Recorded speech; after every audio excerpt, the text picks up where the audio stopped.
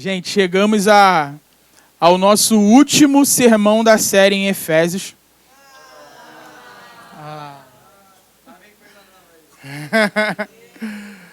É sempre um misto, né, de tristeza, mas de expectativa, né, porque certamente o Senhor vai derramar muito mais sobre nós e trazer conhecimento, trazer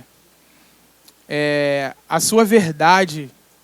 Tem sido tempos de lavar mesmo da sua igreja, né? Nós estamos sendo lavados pela palavra, estamos sendo lavados pelo Evangelho, e assim o Senhor vai continuar fazendo.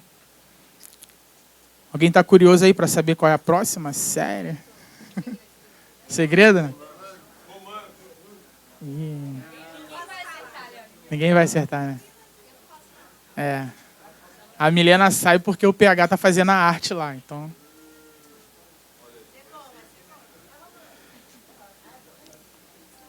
Podia ser Apocalipse, né? Podia, né? Mas ainda não, vai ser Salmos.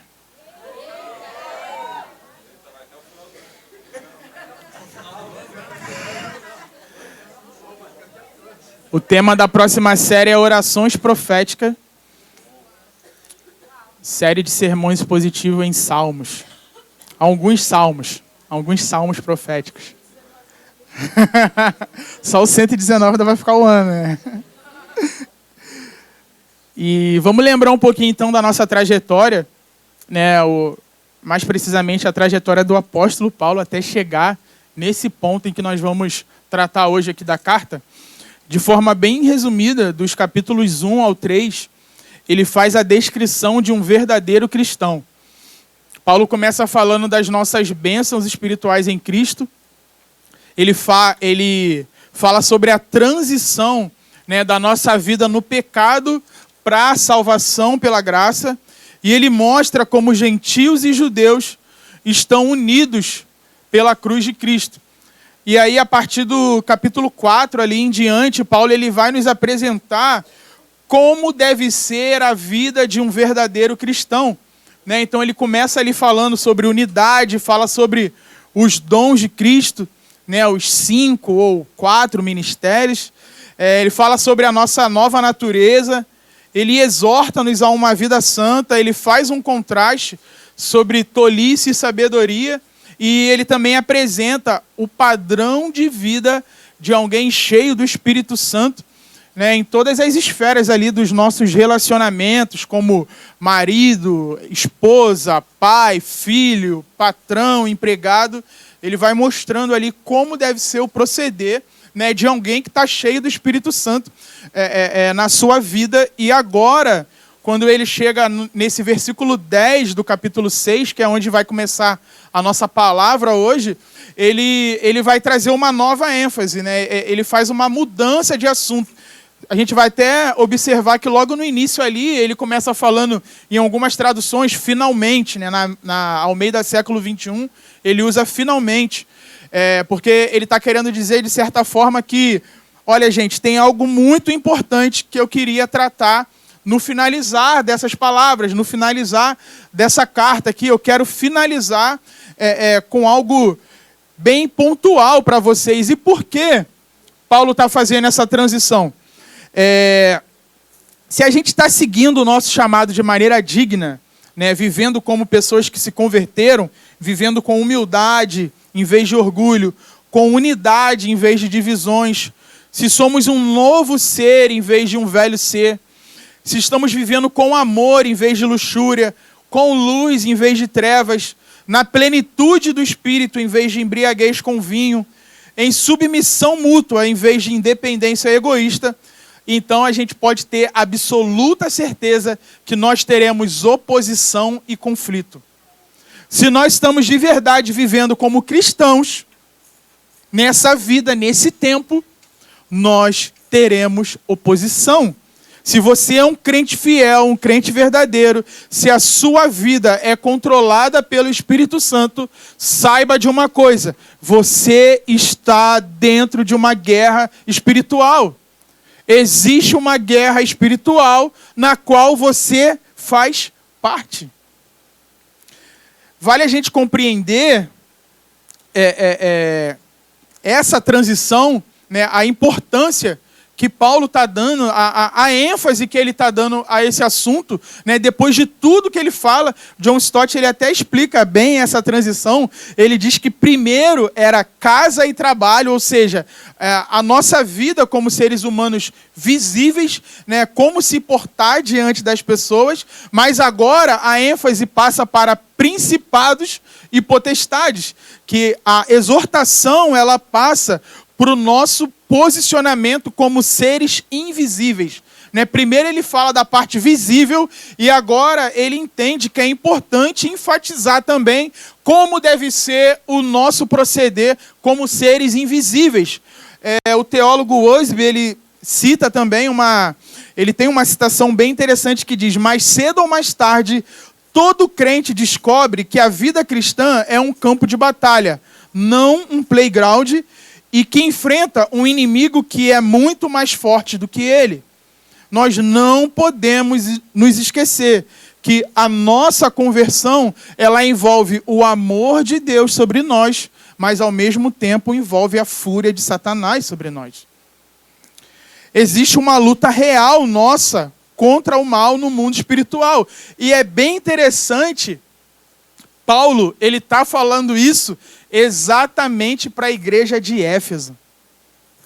Porque a igreja de Éfeso, ela estava dentro de um contexto onde essa questão espiritual, essa questão sobrenatural, questão de principados e potestades, era algo muito presente na realidade deles. Era uma cidade muito envolvida com feitiçaria, com todas essas questões mesmo do espiritual, negativamente falando. Eles estavam vivendo dentro desse contexto. E como nós vemos isso? Lucas, lá em Atos, no capítulo 19, eu queria ler só essas palavras antes da gente entrar mais precisamente no nosso texto base de hoje. Lá em Atos 19, a partir do versículo 11, olha o que Lucas vai declarar. Ele diz assim: Deus, pelas mãos de Paulo, fazia milagres extraordinários. Vamos entender qual era o contexto da cidade de Éfeso, porque aqui Paulo está em Éfeso, e ele diz assim: a ponto de levarem aos enfermos lenços e aventais do seu uso pessoal, diante dos quais as enfermidades fugiam das suas vítimas, e os espíritos malignos se retiravam. E alguns judeus, exorcistas ambulantes, tentaram invocar o nome do Senhor Jesus sobre pessoas possuídas de espíritos malignos, dizendo: ordeno que saiam pelo poder de Deus a quem Paulo prega. Os que faziam isto eram 7 filhos de um judeu chamado Seva, sumo sacerdote. Mas o espírito maligno lhes respondeu: conheço Jesus e sei quem é Paulo, mas vocês quem são? E o possuído do espírito maligno saltou sobre eles, dominando a todos, e de tal modo prevaleceu contra eles, que nus e feridos fugiram daquela casa. Este fato chegou ao conhecimento de todos os moradores de Éfeso, tanto judeus como gregos. Veio temor sobre todos eles, e o nome do Senhor Jesus era engrandecido. Muitos dos que creram vieram confessando e denunciando publicamente as suas próprias obras. Também muitos dos que haviam praticado magia, reunindo os seus livros, os queimaram diante de todos. Calculado o valor dos livros, verificavam que chegavam a 50.000 denários. Gente, 50.000 denários era como 2.200.000 reais hoje. Era muita coisa. Assim a palavra do Senhor crescia e prevalecia poderosamente. Então parece fazer sentido Paulo falar sobre batalha espiritual exatamente na carta que ele envia para esse povo. Certamente o que aconteceu nessa cidade chamada Éfeso foi um dos grandes avivamentos da história. Uma cidade com mais de 300.000 habitantes. Uma cidade idólatra, uma cidade feiticeira, mas que se rendeu à palavra de Deus. Paulo passou 3 anos plantando igreja nessa região da Ásia. Ele passou 3 anos lá plantando igreja e milhares e milhares e milhares de pessoas estavam se rendendo à palavra, se rendendo ao evangelho. Então imagine o impacto espiritual que essas cidades estavam vivendo. Então, com esse pano de fundo, vamos entrar na palavra de hoje, Efésios capítulo 6, a partir do versículo 10, final da nossa carta.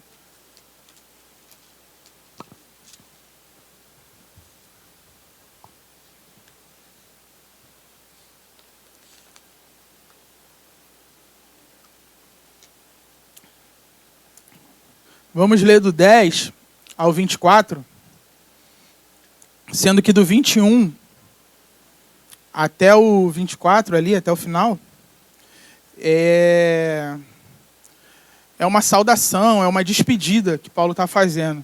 Então, durante a palavra, vamos nos ater mesmo do 10 ao 20, porque eu já tenho muita coisa para falar desses 10 versículos aí.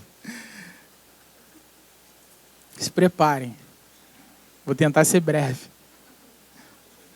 Não garanto que eu vou conseguir, mas eu vou tentar. Depois eu tenho que falar para os irmãos pregar 40 minutos, aí eu não tenho autoridade para falar, Thiago. Vamos ler, gente. Quanto ao mais, sejam fortalecidos no Senhor e na força do seu poder. Vistam-se com toda a armadura de Deus para poderem ficar firmes contra as ciladas do diabo. Porque a nossa luta não é contra o sangue e a carne, mas contra os principados e as potestades, contra os dominadores deste mundo tenebroso, contra as forças espirituais do mal nas regiões celestiais. Por isso, peguem toda a armadura de Deus para que vocês possam resistir no dia mau e depois de terem vencido tudo, permanecerem inabaláveis. Portanto, fiquem firmes, cingindo-se com a verdade e vestindo a couraça da justiça.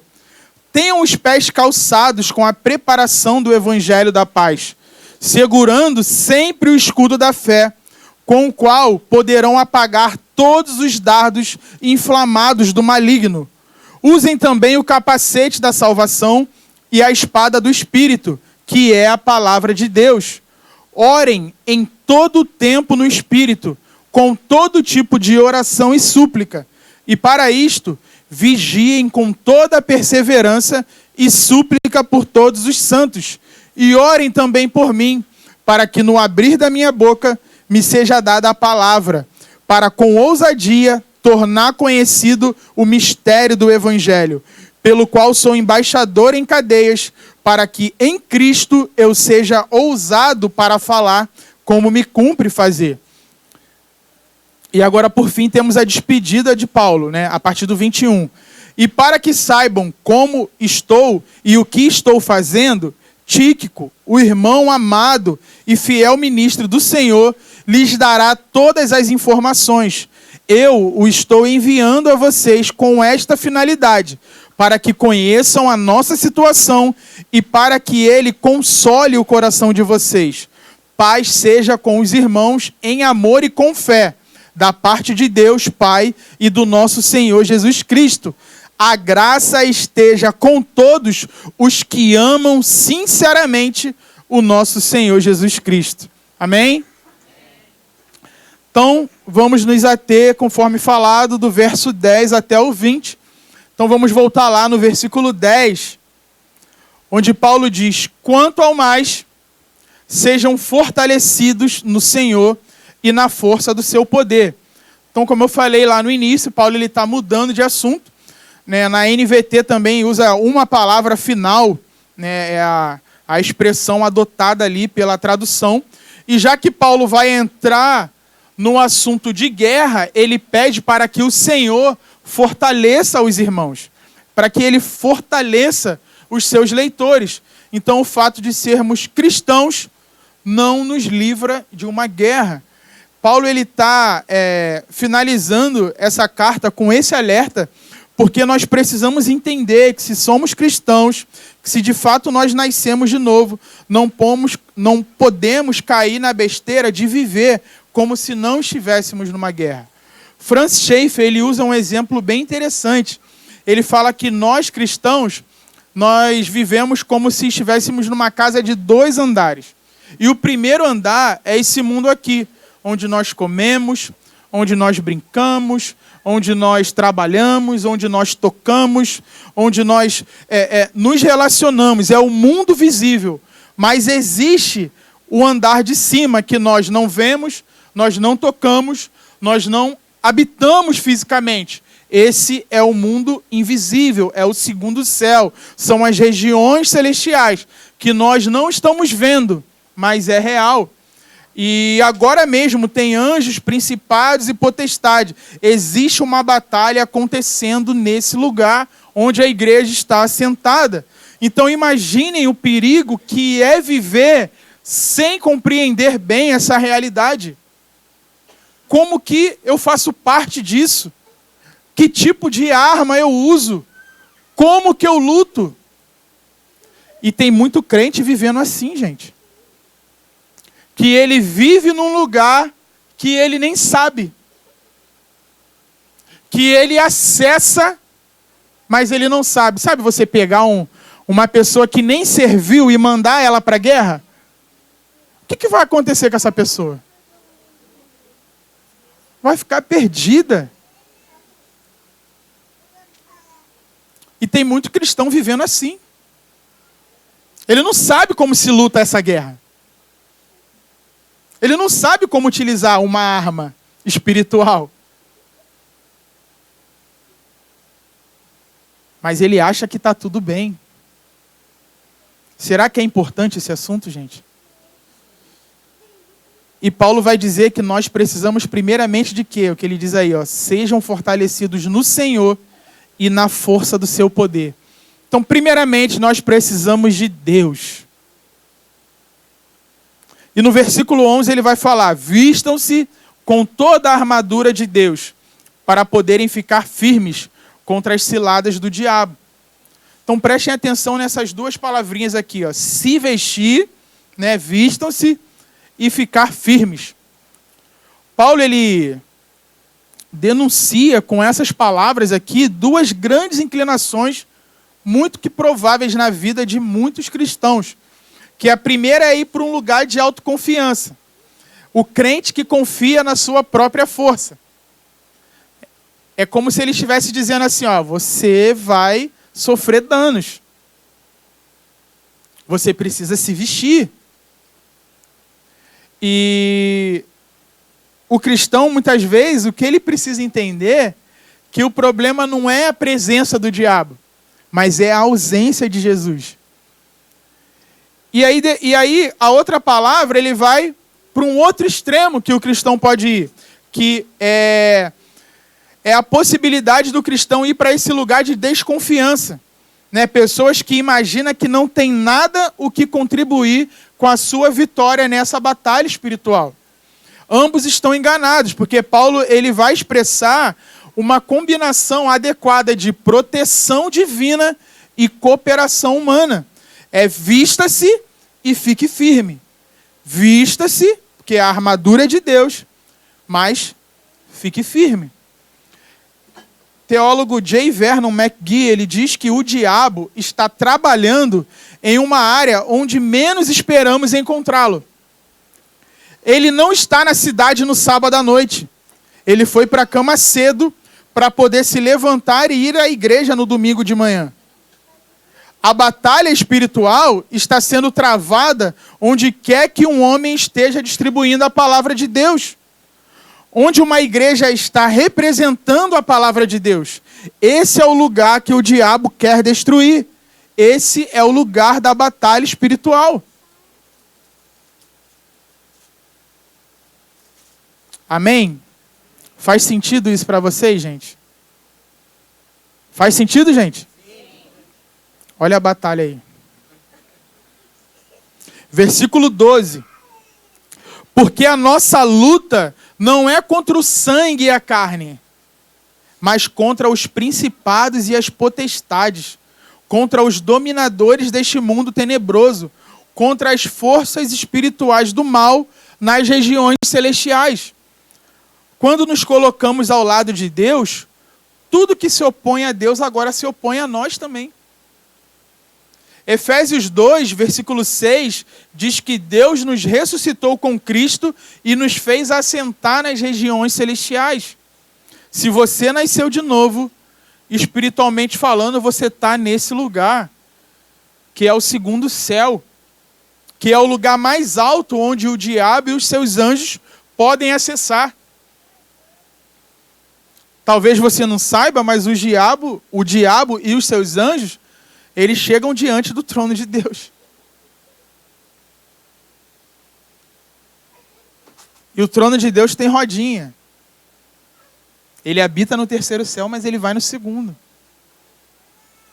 E temos várias referências para deixar isso claro, mas eu não posso entrar nelas agora, porque a palavra já está longa. Mas, se você ficou curioso, quinta-feira a gente pode falar sobre isso. Existe, gente, uma batalha espiritual acontecendo o tempo inteiro. Muitos vão rejeitar esse tipo de linguagem. Quando a gente fala em batalha espiritual, para muita gente já é um misticismo exagerado, né? Tipo, pô, já pensa, não, é esses crentes aí do reteté maluco, que tudo é batalha, que tudo é guerra. E tem muita gente que realmente faz uso equivocado dessa linguagem. Tem, gente. Será que tem muita gente colocando a culpa no diabo, em vez de tomar vergonha na cara e largar o pecado? Tem. Será que tem muita gente que, diante dessa realidade, faz da igreja um UFC de demônio, falando o nome dos demônios e como se fosse cair no tapa com o próprio Satanás? Tem. Mas será que tem gente também que fala mal, que você não pode ouvir música secular porque é do diabo, mas vai no cinema assistir a pré-estreia do Thor?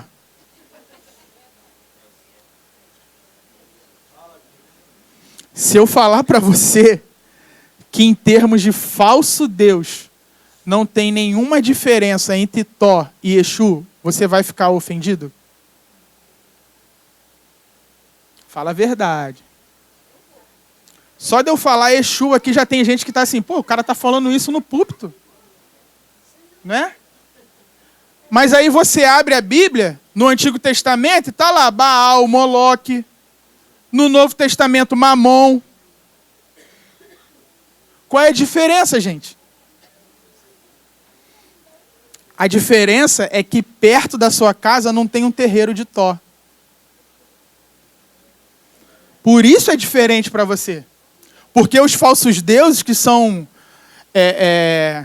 conhecidos, né, mais populares perto de nós, são falsos deuses que eles são de religiões, de matrizes africanas. E que religiões essas que eram dos escravos. E os escravos que nós tivemos aqui no nosso país, eles vieram da África, e não da Noruega, não da Suécia. Se no período bíblico tivesse, se Thor já fosse um falso deus naquele período, ele seria tão combatido na Bíblia como foi Baal, como foi Moloque. Não mudaria nada. Talvez vocês não saibam, mas estou citando um exemplo de Thor, tá, gente? Mas tem um monte. Thor, ele começou a perder a sua força, né, no meio do povo ali, no meio dos mais antigos, no período justamente da cristianização do mundo, que começaram a entender, né, e a tratar Thor como um demônio. Só que aí passou muito tempo. E aí a Marvel foi lá e trouxe de volta. Só que tudo que a Marvel trouxe, principalmente nessa história ali, a gente tem Loki, tem Odin. Gente, tudo é falso deus daquele período, é da mitologia nórdica. Paulo, quando ele entra em Atenas, ele diz que o espírito dele estava agitado. Ele estava incomodado com a idolatria que ele estava vendo na cidade. eram deuses da mitologia grega. Gente, não tem diferença. Com isso, eu não quero dizer que você não pode assistir os filmes da Marvel. Que fique claro. Porque o demônio não vai entrar na sua casa através de um filme. Oi? Gente, assistir um filme e fazer um pacto são coisas diferentes. Ponto de contato com o demônio é pecado, é incredulidade, é você invocar o nome dele. Se ponto de contato com o demônio fosse consumir um conteúdo desse, acho que ia estar todo mundo endemoniado. Gente, na minha infância, o desenho que eu mais curtia se chamava Cavaleiros do Zodíaco, que é falso Deus para tudo, qualquer lado.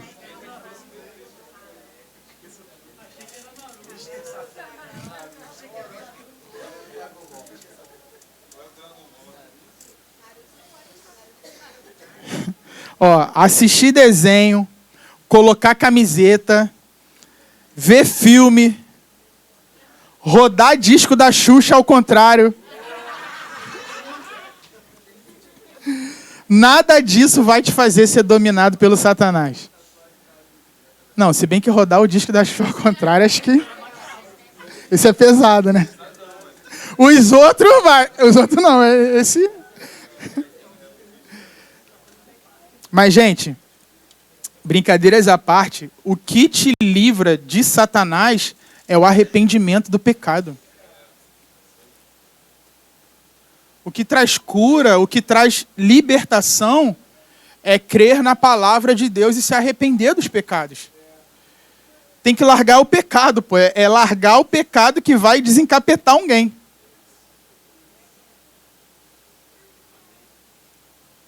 Tem que parar de mentir. Tem que parar com a fofoca.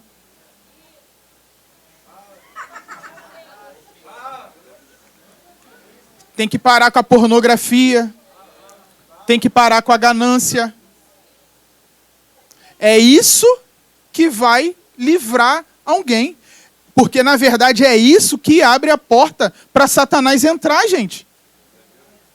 É a incredulidade. É a sensualidade excessiva. É isso que abre a porta para o diabo. Não é desenho, não é filme não, gente. A gente tem que largar o pecado. Faz sentido isso para vocês, gente? Que o Senhor possa conduzir a nossa igreja para um novo tempo de menos superstição e mais conversão genuína na igreja. Conversão de verdade, cristãos de verdade. É disso que o mundo precisa. É nesse lugar que a igreja precisa estar. Não é em lugar de briguinha, de pode ou não pode, mas é em lugar de verdadeiro arrependimento, de conversão, de testemunho, de viver uma vida santa. É para esse lugar que Deus nos chama. Pode falar, Tainá.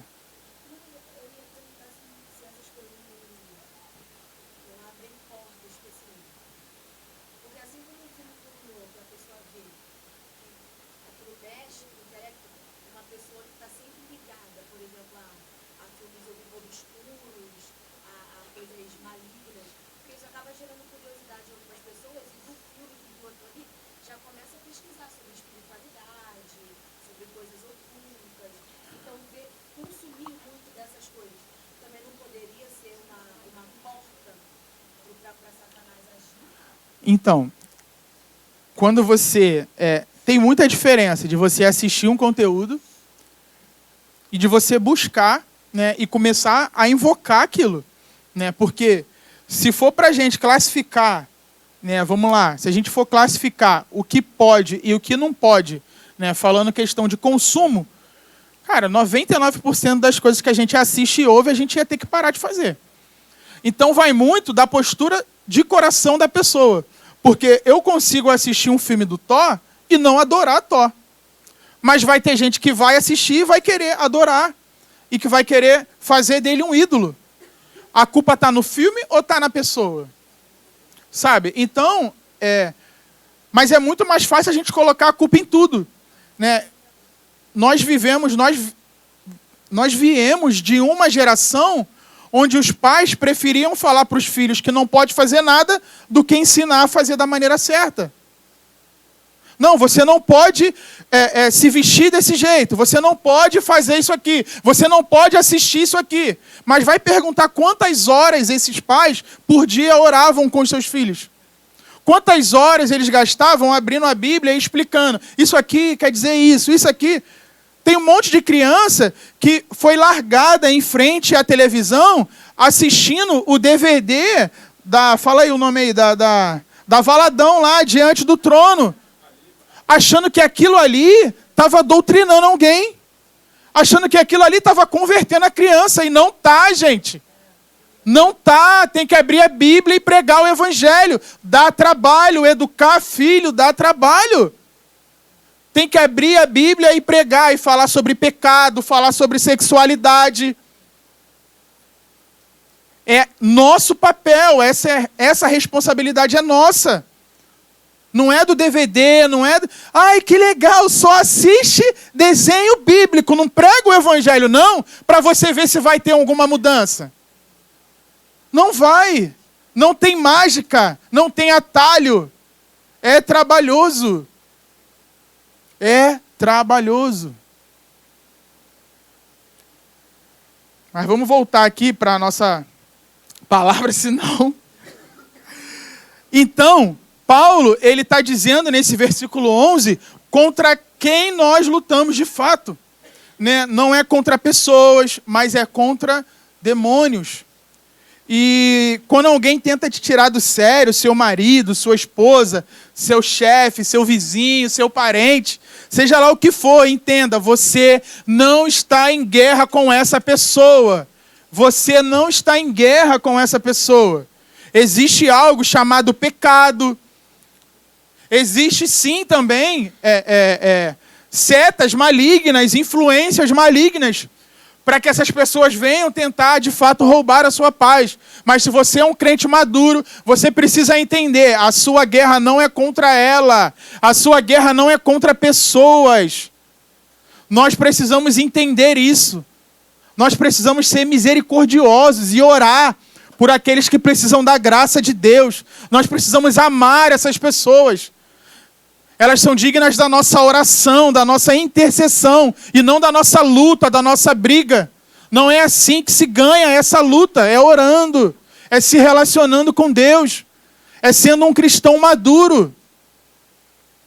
Amém? É isso que Paulo está falando aqui. Muitas vezes o problema sim pode ser o pecado, pode ser uma questão mais espiritual, mas a nossa luta nunca pode ser diretamente contra as pessoas que nos afetam. E entenda, gente, agora mesmo está tendo uma batalha espiritual aqui. Todo culto onde a palavra de Deus é pregada é um território de batalha espiritual. Ou você acha que esse sono que vem em você justamente na hora da palavra é natural? Não sei com quem eu estava conversando essa semana, e aí falou assim, cara, tô tendo muita dificuldade para dormir essa noite. Aí eu falei assim, abre a Bíblia. Meia-noite não vem o sono. Eu falo, abre a Bíblia e começa a ler. Foi com você, né, Gil? Falei, abre a Bíblia e começa a ler. O sono vai vir rapidinho. Vem ou não vem, gente? Explica isso aí, ateu.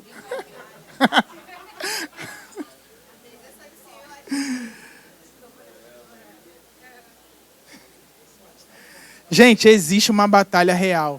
Em Mateus, capítulo 13, versículo 19, olha o que Jesus diz. A todos os que ouvem a palavra do reino e não a compreendem, vem o maligno e arrebata o que lhes foi semeado no coração. É real, gente. Tem gente 5, 10, 30 anos dentro da igreja e não consegue compreender a palavra, e não converte, não entende. Nós precisamos orar por essas pessoas. Nós precisamos interceder para que Deus possa abrir os olhos, abrir os ouvidos, e que a palavra possa entrar dentro delas. Que elas possam receber a palavra e que o diabo não venha e arranque as sementes que foram lançadas. Porque ele vem. E ele não quer que você compreenda. Existe uma luta. Então, como se luta contra demônios? Versículo 13. Por isso, peguem toda a armadura de Deus, para que vocês possam resistir no dia mau. E depois de terem vencido tudo, permanecerem inabaláveis. O grande objetivo do guerreiro cristão é ser capaz de ficar firme. Como o apóstolo diz aqui, é resistir no dia mau, e depois de terem vencido tudo, permanecerem inabaláveis. Quando o dia mau vem, quando as investidas do diabo se intensificam, nós precisamos estar prontos. Não para trocar soco com eles. Essa luta não é uma luta que se vence cerrando os punhos, mas é erguendo as mãos para o céu. É se relacionando com Deus. Nós precisamos dessa armadura que se veste se relacionando com alguém que já venceu. Ele já venceu. Isso vai ficar muito claro no próximo parágrafo, porque você vai ver que, cinto, couraça, calçado, escudo, capacete, espada, tudo vai apontar para relacionamento com Deus. Todos os itens dessa armadura vão, no final, resultar, sabe em quê? Relacionamento com Deus. Eu falei isso na época que nós tratamos da carta de Tiago, que a batalha espiritual, ela se vence se relacionando com Deus. Devo repetir isso ainda mais algumas vezes na nossa palavra hoje, mas porque eu creio que nós precisamos compreender isso de verdade. Porque quando nós entendemos quem nós somos, onde nós estamos, a nossa postura vai mudar. Isso precisa mudar o nosso comportamento. Não seremos mais negligentes no que diz respeito a relacionamento com Deus. E vamos observar, então, cada item da armadura de Deus a partir do versículo 14. É interessante porque parece que Paulo ele tinha em mente um soldado romano. E Paulo estava preso quando ele estava escrevendo essa carta. E certamente tinha sempre um guarda ali à vista dele. Então ele vai descrevendo a armadura de Deus e até mesmo da ordem que ele se veste. E ele vai mostrando ali cada item. É muito legal, é muito interessante observar a criatividade de Paulo, ao tratar. É muito criativo, né? Ele é igual a Natália, gente, é muito criativo. E Paulo também, certamente, ele tinha em vista a armadura que também é citada por Isaías. Em vários capítulos de Isaías, ele vai falar também sobre a armadura de Deus, e eu vou falar sobre algum deles aqui durante a mensagem. Então vamos ler aí o versículo 14, diz assim, Portanto, fiquem firmes, cingindo-se com a verdade e vestindo a couraça da justiça. De início, o apóstolo vai dizer daquilo que nós deveríamos ter por baixo dessa armadura. Então, quando ele fala ali cingindo, cingir nas escrituras se refere a uma ação preparatória muito importante, principalmente naquela época em que as roupas elas eram esvoaçantes, e quando você ia se preparar para uma luta, ou para uma corrida, ou para qualquer atividade física, você tinha que cingir, que é praticamente fazer um vestido virar um short, que você levanta e atravessa ele e amarra. E aí você está pronto, Então, por isso que ele usa essa palavra, essa expressão, que é cingir. E a couraça cobria o corpo, no caso da cintura até o pescoço. Então Paulo está falando sobre estarmos revestidos de verdade e justiça. É sobre sermos verdadeiros e justos. Isaías 11, ele usa essa armadura também, né? Tem várias referências, mas eu vou citar especificamente a de Isaías 11, 5. Ele fala assim: o cinto dele será a justiça, e a verdade será a faixa na cintura. Então Paulo ele não só está usando a referência do soldado romano, mas ele vai lá e usa a própria palavra, né? Ele está repetindo aquilo que o profeta já tinha falado antes. Isaías 59 também, que é um dos capítulos que fala muito sobre essa questão de Israel, né, da salvação de Israel. Isaías 59, 17, o profeta fala assim: vestiu-se de justiça como de uma couraça, e pôs o capacete da salvação na cabeça, pôs sobre si a veste da vingança e se cobriu de zelo. Então nós vemos que essa armadura de Deus é uma armadura que o próprio Deus se veste dela, né? É uma armadura de Deus. Isso precisa estar sempre claro para nós. A armadura é de Deus. E independente se é ele vestido ou se nós utilizamos ela, nós precisamos sempre compreender que a armadura é dele. E no versículo 15, Paulo vai dizer: tenham os pés calçados com a preparação do evangelho da paz. Então é interessante a gente saber que a bota que os soldados romanos eles utilizavam tinham travas, né, que firmava o pé em qualquer tipo de terreno, qualquer tipo de solo que eles estivessem caminhando, ela tinha travas para poder firmar o pé. E aí ele usa exatamente a preparação do evangelho da paz como referência, né? No caso que é onde nós precisamos estar firmados, é o que nos dá firmeza, é o que nos garante ali a gente estar firme, mesmo em terrenos mais defeituosos, em terrenos onde possa ser difícil a caminhada, mas quando estamos preparados com o evangelho da paz, nós temos firmeza para poder se manter de pé e seguir em frente. Isaías 52 também vai falar: quão formosos são sobre os montes os pés do que anuncia boas novas, que faz ouvir a paz, que anuncia coisas boas, que faz ouvir a salvação, que diz a Sião: o seu Deus reina. Então os cristãos devem sempre estar prontos para pregar o evangelho. Como diz John Wesley, o cristão ele precisa sempre estar pronto para morrer ou para pregar, né? Vamos para o versículo 16. Segurando sempre o escudo da fé, com o qual poderão apagar todos os dardos inflamados do maligno. E a comparação aqui, gente, é com o escudo que ele tinha mais de 1 metro de altura, ou seja, ele cobria todo o corpo do soldado, né? E esse escudo, ele era coberto com couro. E eles até molhavam mesmo que os dardos inflamados do inimigo, quando eram lançados, né, ele tinha esse efeito retardador contra o fogo, né? Ele mesmo continha ali não só a flecha, mas o fogo que vinha também na ponta das flechas.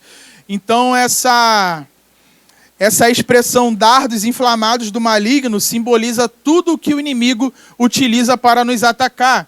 Então a nossa arma de defesa, o escudo representa o que ali? A fé.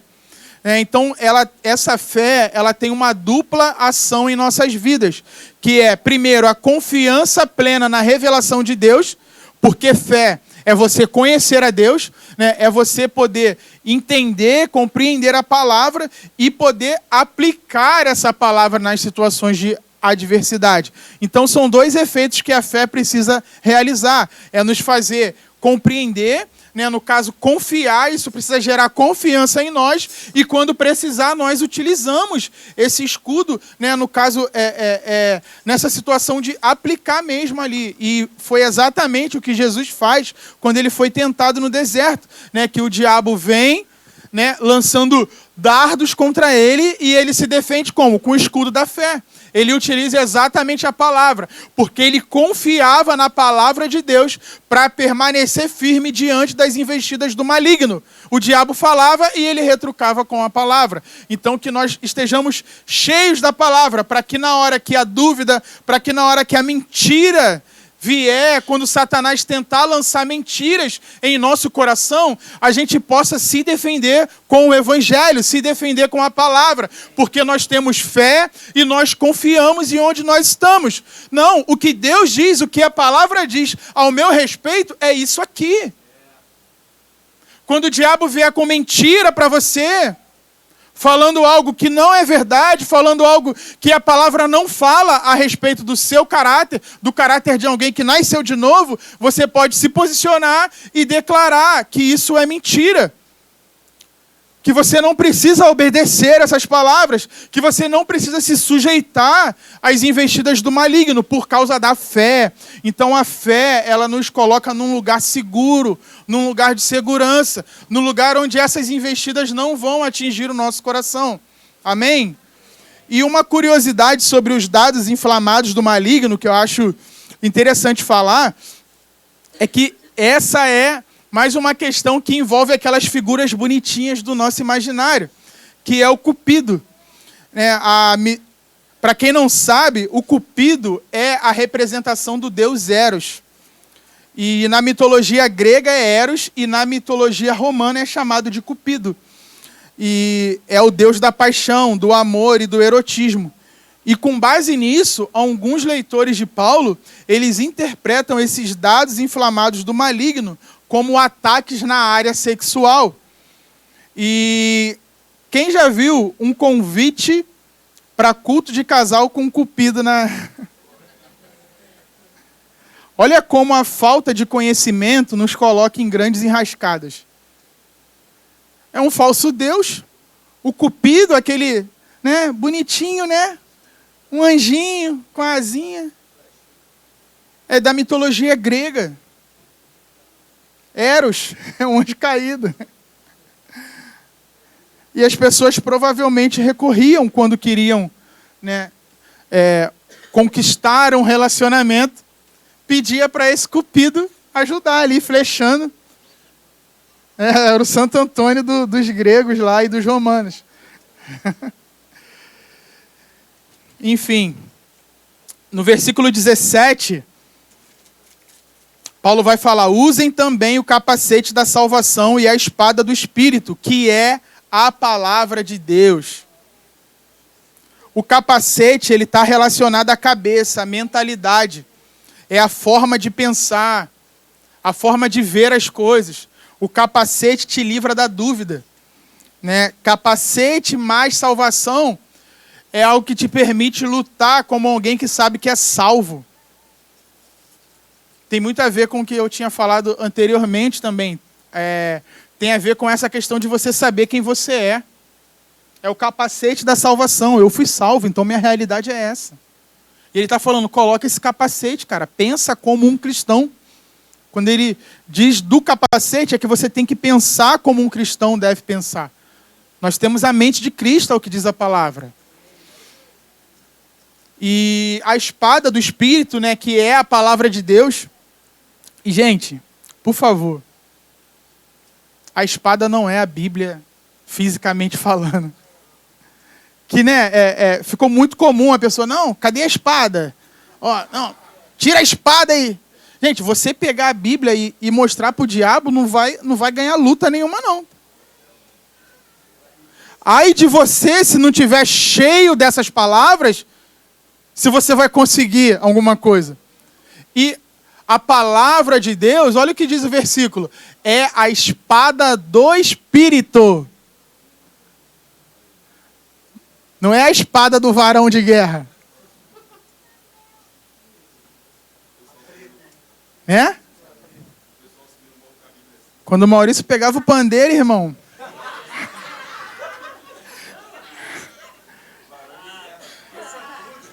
Subia pro monte com a espada como?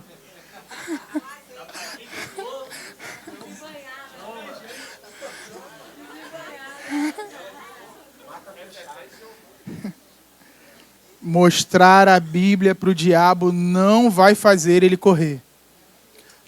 Tá cheio dela, sim. O que nós precisamos é estar cheio da palavra. É com essa palavra que você ajuda pessoas, que você prega o evangelho, que cura, que restaura, que traz arrependimento. É estando cheio da palavra. É essa palavra de Deus estando no nosso coração. Amém? Quanto mais você se enche, mais você está apto para comunicar as boas novas de salvação. Que possamos nos atentar para cada item dessa armadura que foi falado. Talvez tenha ficado um pouco mais claro para vocês, mas como eu falei lá no início, cada item da armadura tem a ver com relacionamento com Deus. Observaram isso? Não são armas que a gente pega e... Como é que eu me equipo agora porque eu quero ir para essa batalha? Não, gente. É se relacionando. É tendo fé. É tendo uma mentalidade de cristão. É estando cheio da palavra. É sendo uma pessoa revestida de verdade e justiça. É relacionamento com Deus que proporciona isso para nós. Só o relacionamento com Deus nos proporciona vencer essas guerras. Não tem nada além disso que nós possamos fazer. Entenda de uma coisa, o diabo é muito mais forte do que você. O diabo é muito mais esperto do que você. Tem até um livro aí, recorde de vendas, que o nome do livro é Mais Esperto que o Diabo. Eu nem sei qual é o conteúdo do livro. Mas pelo título deve estar enganando muita gente. Aí de quem se achar que é mais esperto de alguém que está há mais de 2000 anos aí, né? Só pós igreja, né? Assim, só depois do nascimento da igreja ali. Investindo contra a vida de geral. Aí o cara nasceu ontem, mais esperto que... Não. Vai arrumar problema.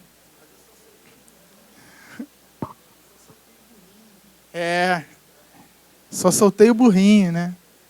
É assim que ele faz. Não precisa fazer muita coisa, não.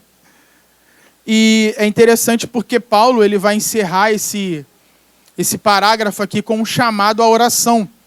Né? Nós precisamos ser uma igreja que ora. Efésios, essa carta ela inicia nos elevando aos céus, né? E Paulo termina nos colocando de joelhos, né? Olha o que ele vai dizer aqui a partir do versículo 18.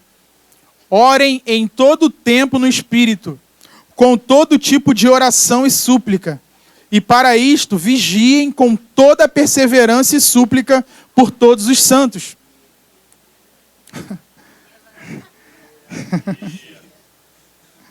Tem que vigiar mesmo.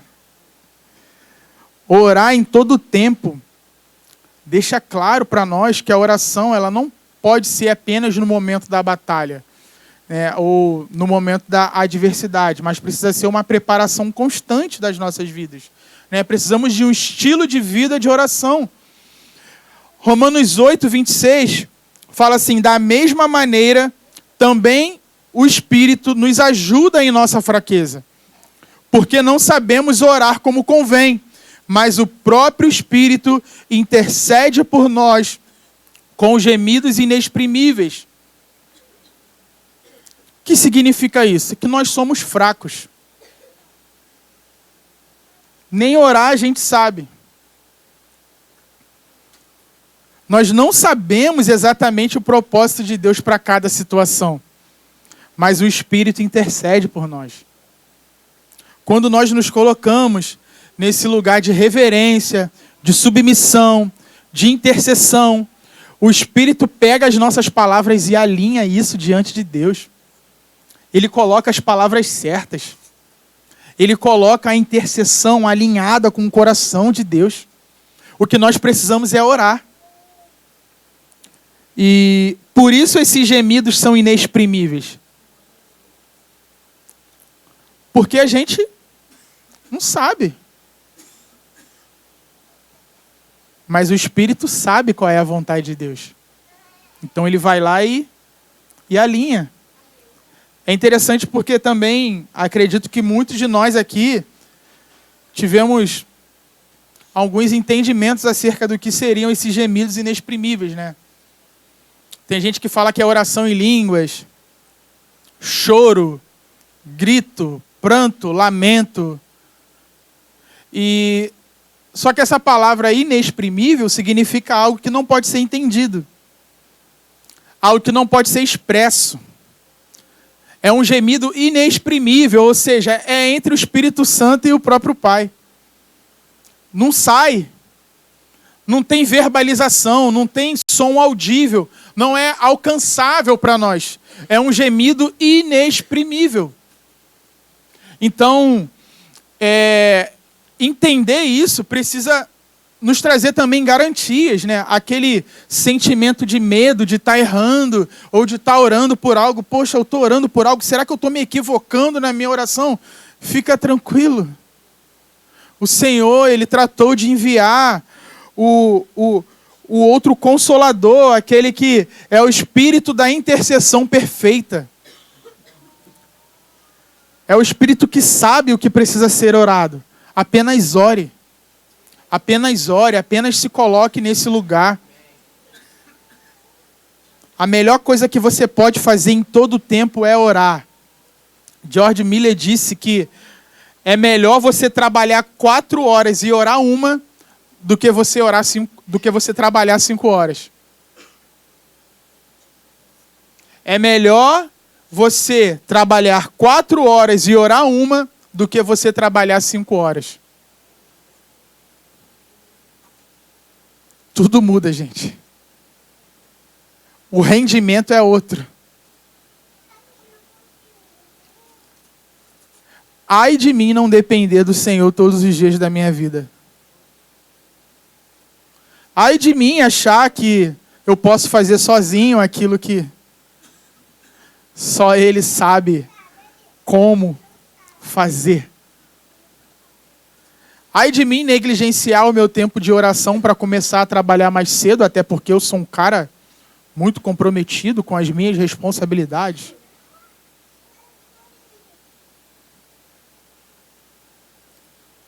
Se nós pensamos assim, nós ainda não entendemos nada. Precisamos orar. Precisamos orar. Ai de mim achar que eu posso encontrar nos livros aquilo que eu só vou encontrar aos pés do Senhor.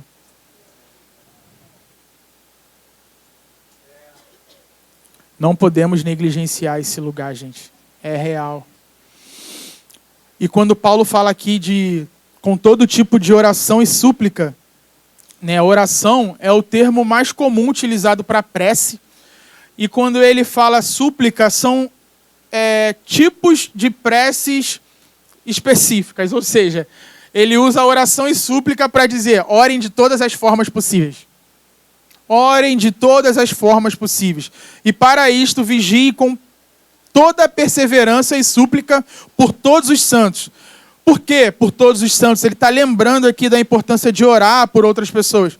Porque o dia mal, ele pode ser um potencializador do egoísmo que existe dentro de cada um de nós. E aí a gente pode acabar esquecendo de algo tão importante que é a gente interceder, que é a gente orar pelos nossos irmãos e entrar por um caminho de ter uma vida de oração só por mim. Até as nossas reuniões de oração coletivas, se a gente não ficar atento, a gente, quinta após quinta, a gente está se reunindo para orar por nós. Mas nós não podemos esquecer que toda a igreja do Senhor está envolvida numa batalha. Nós não só precisamos orar pelos nossos irmãos, que nós vemos, mas até por aqueles que nós não estamos vendo. Mas que se posicionaram, que nasceram de novo, que hoje estão em missão, que hoje estão servindo, e que hoje estão com o coração no mesmo lugar que o nosso, desejando ter uma vida para a glória de Deus. Eles precisam ser alvo das nossas orações, da nossa intercessão. Será que você tem orado pelos seus irmãos?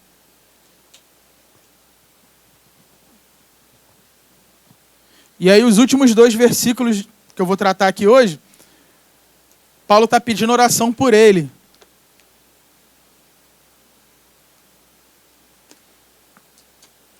E orem também por mim, para que no abrir da minha boca me seja dada a palavra, para com ousadia tornar conhecido o mistério do Evangelho, pelo qual sou embaixador em cadeias, para que em Cristo eu seja ousado para falar como me cumpre fazer. E esse é um daqueles versículos que nos ajuda a ver como Paulo se via, né? Paulo, ele entendia claramente que ele precisava do apoio dos irmãos em oração.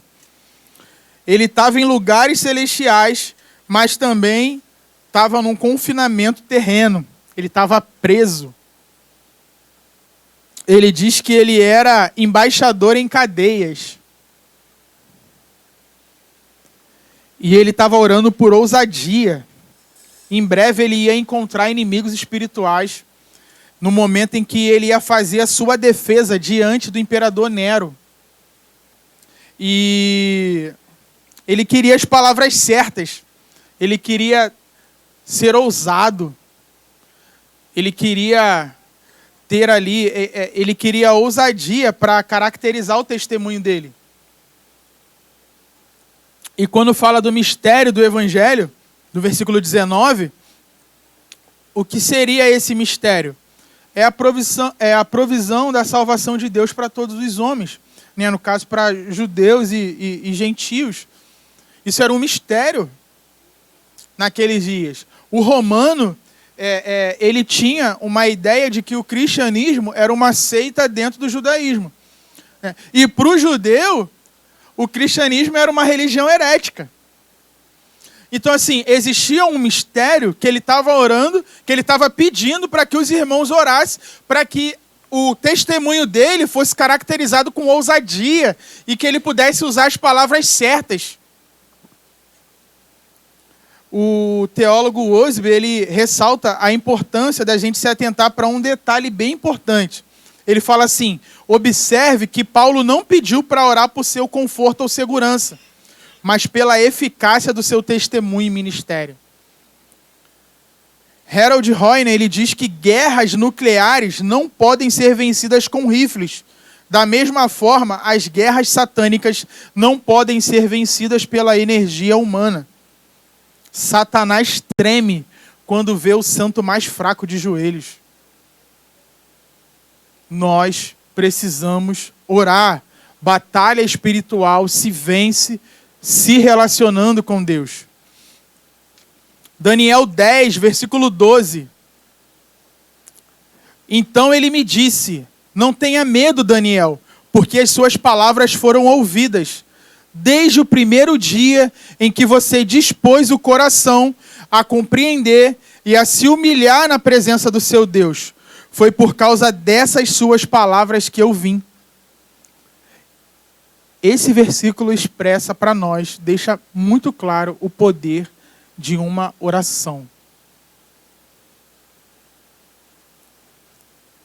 Ele diz que veio por causa das palavras de Daniel. Nós não fomos chamados para temer o diabo. O nosso chamado é temer a Deus e resistir ao diabo. Amém, gente? Eu queria finalizar só compartilhando com vocês um testemunho do Hernandes Dias Lopes, que eu ouvi ele falando numa pregação. Ele estava lendo um livro do Augusto Nicodemos. É um livro compilado por ele quando ele morou na África do Sul. E o nome desse livro é Reavivamento na África do Sul. Hernandes Dias Lopes, ele falou que esse é um dos livros mais fenomenais que ele já leu na vida dele. E ele diz que o avivamento começou quando um pastor lá da África do Sul, chamado Erlon Stigen, ele foi chamado para orar por uma moça possessa. E essa moça endemoniada, ele chegou para orar a ela e não conseguiu expulsar o demônio dela. E os missionários vieram e também não conseguiram. E eles ficaram lá vários dias tentando expulsar a casta de demônios da moça e não conseguiram. E a conclusão desse pastor, do Erlon Stigen, foi que ele deveria ir embora daquele lugar.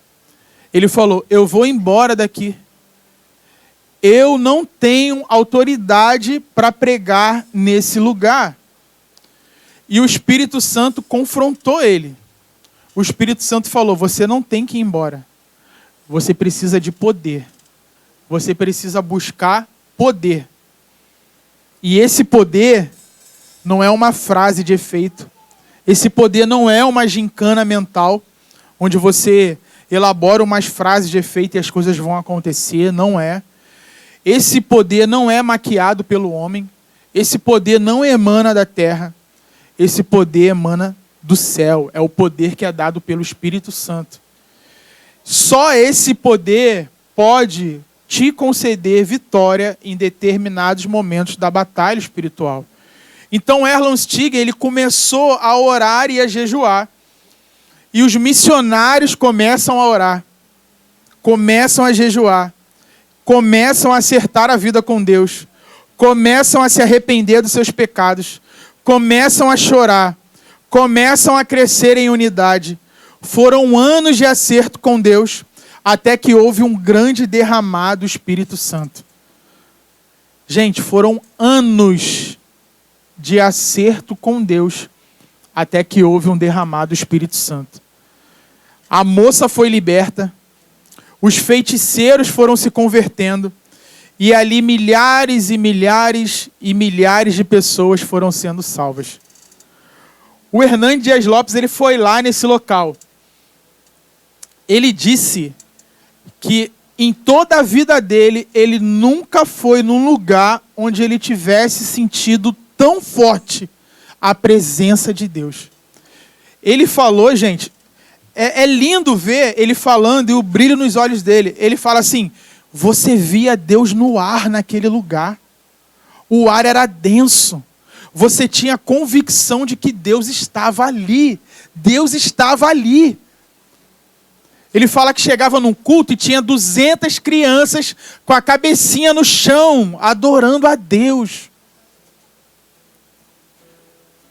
Toda a cidade se convertendo, milhares e milhares de pessoas se rendendo ao Senhor. Ele ouviu um testemunho lá de uma regente do coral, e ela falou para ele que ela tinha passado 17 horas num caixão. E quando estavam indo sepultar, ela levantou da morte. Mortos ressuscitando. Coxos andando. Enfermos de todos os tipos sendo curados. Porque uma pessoa entendeu. Eu preciso de Deus. Eu preciso buscar poder. Eu preciso buscar algo que eu não vou encontrar nos livros.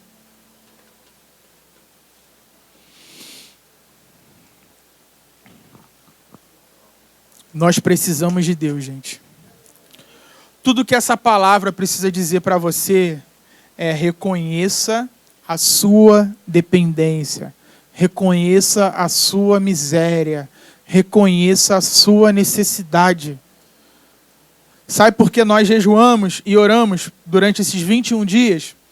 Porque nós estamos dizendo para Deus, nós precisamos de você. Intervenha na história, Deus. Vem e faça só o que o Senhor pode fazer. Hoje é dia de Pentecostes e nós precisamos de um avivamento.